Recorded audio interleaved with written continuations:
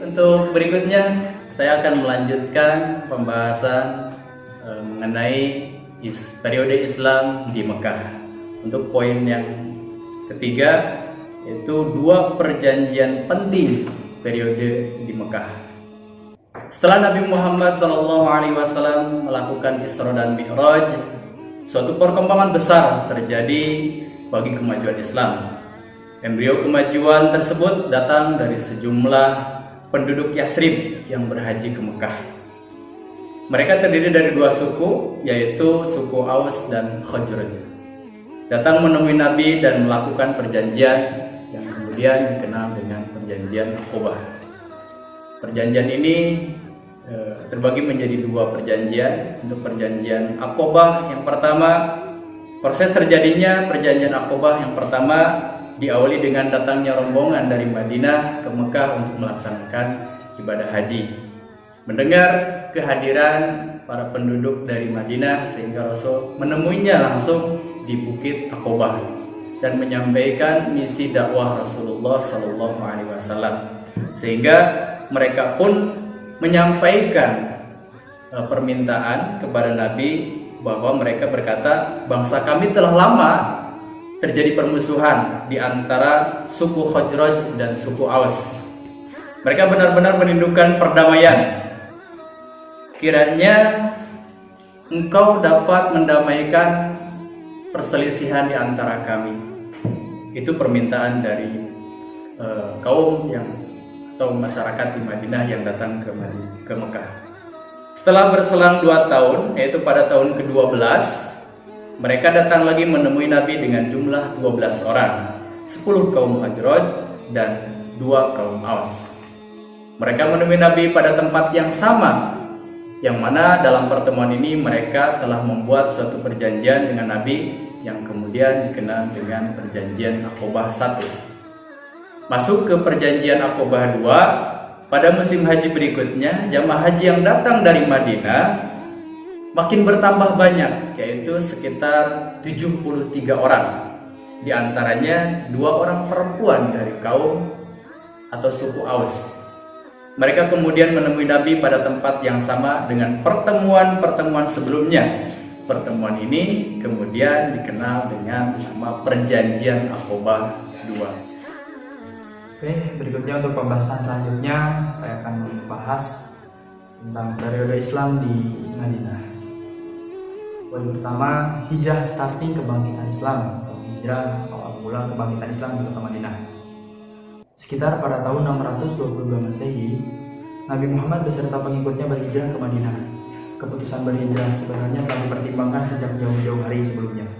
Keputusan tersebut didasarkan pada beberapa pertimbangan. Pertama, beratnya perlawanan dan siksaan Quraisy Makkah terhadap Nabi dan para pengikutnya. Yang kedua, adanya harapan dan tawaran bagi sebagian masyarakat Madinah karena adanya konflik. Ketiga, dilihat dari lingkungannya, Madinah dianggap lebih memungkinkan untuk masa depan Islam. Yang kelima, adanya perintah Allah untuk melakukan hijrah ke sana. Hijrah yang mengakhiri periode Mekah dan mengawali periode Madinah merupakan titik balik perkembangan dan kejayaan Islam. Pada periode ini Rasulullah berusaha membangun dasar-dasar suatu masyarakat yang menjunjung tinggi nilai-nilai keadaban sebagaimana yang diajarkan dalam agamanya. Untuk mencapai cita-cita pembangunan masyarakat yang beradab, Nabi Muhammad melakukan langkah-langkah sebagai berikut yang dikutip oleh Profesor Dr. Ahmad Syalabi. Di antaranya, yang pertama, mendirikan masjid. Masjid yang pertama kali didirikan oleh Rasulullah adalah Masjid Quba yang terletak di pinggiran kota Madinah. Yang kedua, mempersatukan sahabat Ansor dan Muhajirin. Dan yang ketiga, kerjasama antar komponen penduduk Madinah, baik Muslim dan non-Muslim. Jadi beberapa langkah yang dilakukan oleh Nabi Muhammad SAW secara implisit menegaskan bahwasanya Islam sejak awal telah memberikan kontribusi besar terhadap eksistensi masyarakat Arab, khususnya masyarakat Madinah dan umumnya pada konstruksi konsep negara modern. Selanjutnya yaitu perjanjian atau Piagam Madinah. Nah, Piagam Madinah ini menurut para pakar politik bahwasanya Piagam Madinah ini adalah sebagai konstitusi atau undang-undang dasar pertama bagi negara Islam yang didirikan oleh Nabi Muhammad SAW.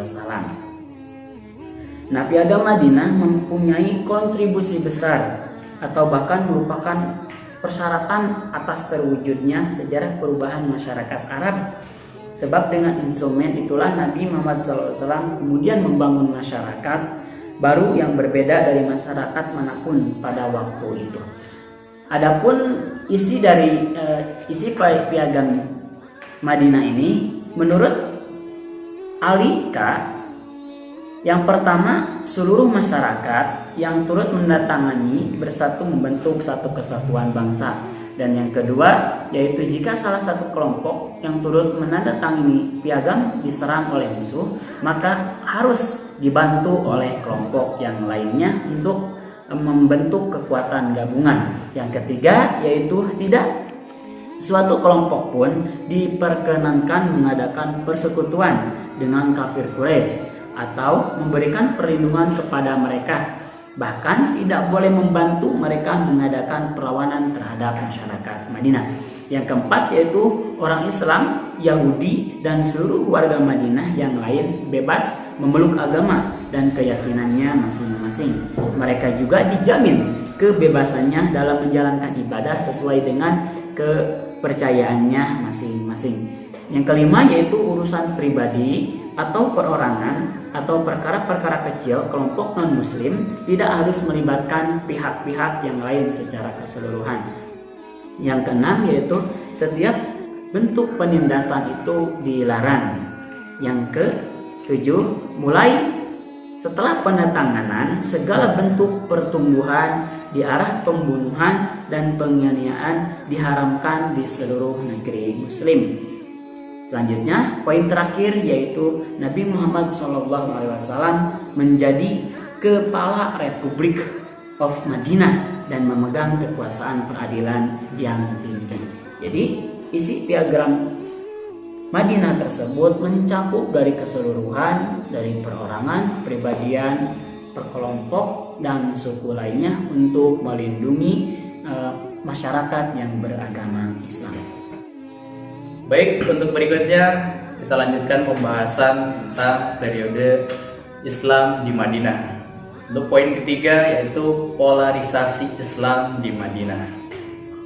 Usaha-usaha awal yang telah dilakukan Nabi Muhammad SAW di Madinah seperti dikemukakan tadi atau di atas, khususnya usaha penataan masyarakat dan pembentukan konstitusi Piagam Madinah, ternyata melahirkan polarisasi dan dinamika sosial yang luar biasa, baik yang positif ataupun negatif. Sisi positifnya dalam artian suatu keadaan yang harmonis dan beradab, sehingga memungkinkan misi Nabi berjalan dengan baik. Namun, pada sisi lain ada aspek negatif yang diawali dengan pelanggaran-pelanggaran oleh orang Yahudi. Memang dari dulu orang Yahudi itu suka melanggar perjanjian, gak baik untuk diikuti.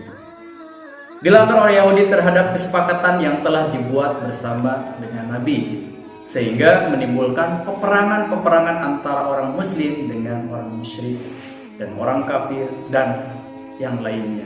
Itulah sehingga terjadi polarisasi atau pola-pola yang dimana Rasul sangat mengatur dengan serius pemerintahan di Madinah. Ini adalah bahasan terakhir atau kesimpulan dari bahasan-bahasan dari tadi teman-teman saya yang sudah disampaikan di awal. Berikutnya yaitu kesimpulan dari materi yang kami buat berupa makalah dan PowerPoint-nya. Baiklah, ini kesimpulannya. Jadi pada masa Rasulullah, Islam tampil menjadi kekuatan baru di tengah-tengah kekuatan kabilah-kabilah dan suku-suku yang mengakar kuat di kalangan masyarakat Arab. Dalam diskursus sejarah peradaban Islam, kajian Islam pada masa Nabi Muhammad dapat dipetakan menjadi dua bagian, yaitu periode Mekah dan periode Madinah. Nabi Muhammad SAW sebagai pembawa risalah awal mulanya mentransformasikan nilai-nilai dan ajaran Islam di Mekah. Yang paling penting dalam masa ini adalah ajaran tentang tauhid, yaitu mengesahkan Tuhan dari makhluk selain zatnya, Sedangkan pola dakwah yang digunakan oleh Rasulullah ada dua ketika periode di Mekah, yaitu yang pertama dengan cara sembunyi-sembunyi atau bisiri. Cara ini dilakukan oleh Nabi pada awal kerasulannya selama kurang lebih 3 tahun. Untuk kedua, metodenya atau penyampaian dakwahnya dengan cara terang-terangan bil jahri. Cara ini dilakukan oleh Nabi Muhammad SAW mulai masa keempat atau tahun keempat kerasulannya sampai masa ketujuh. Untuk berikutnya, Islam pada periode Mekah tidak banyak berkembang karena tekanan dari orang-orang musyrik Quraisy. Mereka melakukan berbagai cara untuk menghalangi Nabi menyebarkan Islam. Di antaranya adalah menyakiti orang-orang yang memeluk Islam, lebih-lebih pada golongan mustad'afin dan hamba sahaya. Setelah Nabi hijrah ke Madinah, Islam mempunyai sejarah baru. Dalam waktu yang relatif singkat, Islam mampu menjadi kekuatan dominan di wilayah tersebut. Islam mampu menjadi landasan moral, sosial, politik, ekonomi, dan sebagainya. Bahkan Nabi dengan tuntunan wahyu membuat satu keputusan-keputusan yang dikenal dengan Piagam Madinah. Dengan demikian, dapat dipahami bahwasanya Islam di Madinah berbeda dengan di Mekah.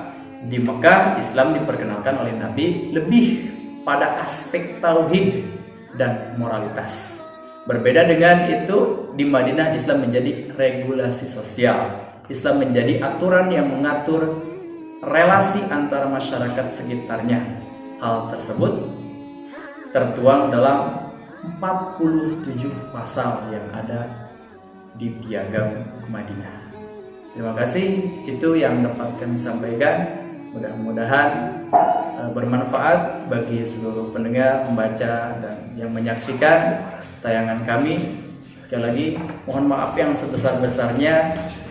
Mudah-mudahan bermanfaat. Sampai berjumpa di kemudian hari. Bilang apa? Assalamualaikum warahmatullahi wabarakatuh.